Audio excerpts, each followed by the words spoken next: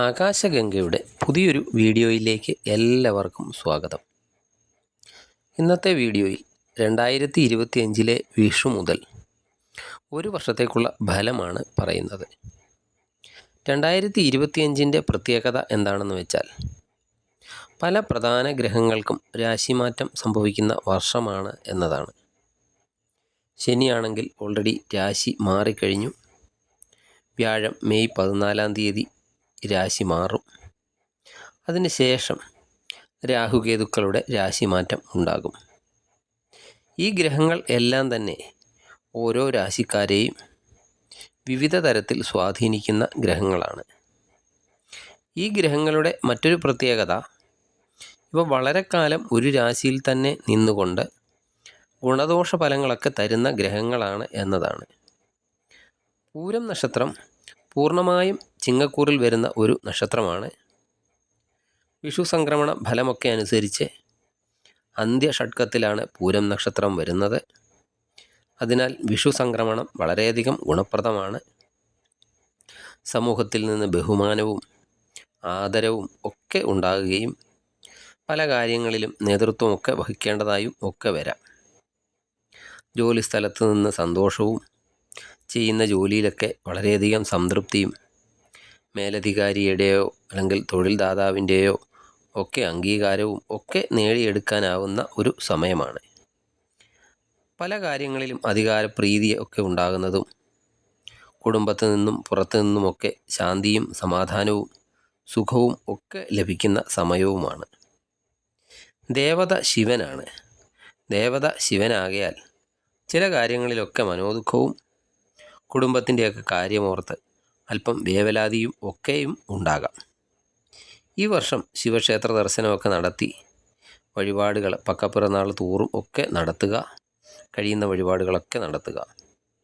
ഇനി വിഷു സംക്രമണ ഫലത്തിൻ്റെ കൂടെ ഗ്രഹങ്ങളുടെ ചാരവശാലുള്ള ഫലങ്ങൾ കൂടി പരിശോധിക്കണം. ശനി 7ാം ഭാവത്തിൽ നിന്നും അഷ്ടമത്തിലേക്കാണ് രാശി മാറിയിരിക്കുന്നത്.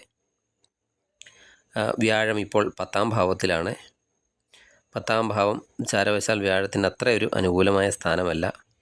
പക്ഷെ മെയ് 14 11ാം ഭാവമായ അഭീഷ്ട സ്ഥാനത്തേക്ക് വ്യാഴത്തിൻ്റെ രാശിമാറ്റം ഉണ്ടാകും. അത് നിങ്ങൾക്ക് കൂടുതൽ ഗുണാനുഭവങ്ങളൊക്കെ വർദ്ധിപ്പിക്കുന്നതാണ്. തൊഴിൽപരമായിട്ടൊക്കെ ധാരാളം ഗുണാനുഭവങ്ങളൊക്കെ ഉണ്ടാകും. പിന്നെ വേറൊരു കാര്യം, തൊഴിൽ മാറുന്ന കാര്യത്തെപ്പറ്റി ഇപ്പോൾ ചിന്തിക്കാതിരിക്കുന്നതാണ് നല്ലത്. അഥവാ തൊഴിൽ മാറേണ്ട അവസ്ഥ വരുന്നുവെങ്കിൽ അടുത്ത ഒരു തൊഴിൽ ഉറപ്പിച്ചതിനൊക്കെ ശേഷം മാത്രമേ നിലവിലുള്ള തൊഴിൽ മാറാവൂ. അതുപോലെ മറ്റുള്ളവരുടെയൊക്കെ കാര്യത്തിൽ അനാവശ്യമായിട്ടൊക്കെ ഇടപെടുകയോ അതുപോലെ മറ്റുള്ളവർക്കൊക്കെ വേണ്ടി സൈഡ് പിടിച്ച് സംസാരിക്കുകയോ ഒന്നും ചെയ്യരുത്. അതുപോലെ കൊടുക്കൽ വാങ്ങലുകളൊക്കെ നടത്തുമ്പോൾ അല്പം ശ്രദ്ധിച്ചൊക്കെ ചെയ്യേണ്ടതാണ്. ധനപരമായിട്ടും ധാരാളം ഗുണാനുഭവങ്ങളൊക്കെ വർദ്ധിക്കുന്ന സമയമാണ്.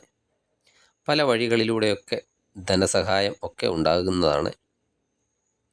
കുടുംബത്തിൽ നിന്ന് മാറി നിൽക്കാനോ അല്ലെങ്കിൽ ജോലിയുടെയൊക്കെ ആവശ്യത്തിനായിട്ടോ മറ്റോ വീടൊക്കെ വിട്ട് മാറി നിൽക്കാനോ ഒക്കെയുള്ള അവസ്ഥ ഉണ്ടാകുന്നതാണ്. അതുപോലെ ടെൻഷനൊക്കെ ഉണ്ടാകുന്ന പ്രവർത്തനങ്ങളിൽ നിന്ന് പരമാവധി വിട്ടു നിൽക്കുക. കുടുംബത്ത് ബന്ധുക്കളുമായും സുഹൃത്തുക്കളുമായും ഒക്കെ ഒരു നിശ്ചിത അകലം പാലിച്ച് നിൽക്കുന്നതായിരിക്കും നിങ്ങൾക്ക് കൂടുതൽ ഗുണപ്രദം. അതുപോലെ ശ്രദ്ധിക്കേണ്ട മറ്റൊരു കാര്യം, ആരോഗ്യകാര്യം പ്രത്യേകം ശ്രദ്ധിക്കേണ്ടതാണ്. പ്രത്യേകിച്ച് ഈ അപകടകരമായ ജോലിയൊക്കെ ചെയ്യുന്നവർ, ആയുധമൊക്കെ ഉപയോഗിച്ച് ജോലി ചെയ്യുന്നവർ, അതുപോലെ വൈദ്യുതി, തീയ് എന്നിവയൊക്കെ ഉപയോഗിച്ച് ജോലി ചെയ്യുന്നവരൊക്കെ ശ്രദ്ധിക്കണം. നിങ്ങൾക്ക് കൂടുതൽ ഗുണഫലങ്ങളൊക്കെ ലഭിക്കുന്നതിന് വേണ്ടി ജാതകമൊക്കെ പരിശോധിച്ച് ദോഷഗ്രഹങ്ങൾ എന്തെങ്കിലും ഉണ്ടെങ്കിൽ ആ ദോഷഗ്രഹങ്ങൾക്കൊക്കെയുള്ള പരിഹാരങ്ങളൊക്കെ ചെയ്യുക.